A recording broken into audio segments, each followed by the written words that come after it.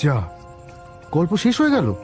না, এই গল্পটা শেষ হয়ে গেল, আমি কিন্তু রইলাম। পৃথিবী রইল তার বৈচিত্র্য নিয়ে, অমর জীবন রইল, সবচেয়ে বড় কথা তোমরা রইলে আমাকে দিয়ে গল্প বলিয়ে নেওয়ার জন্য। শিগগির আবার শুরু করব, আর তারপর এক সময় তো থামতেই হবে, যখন আমার জানালায় এসে বসবে সেই আশ্চর্য পাখি।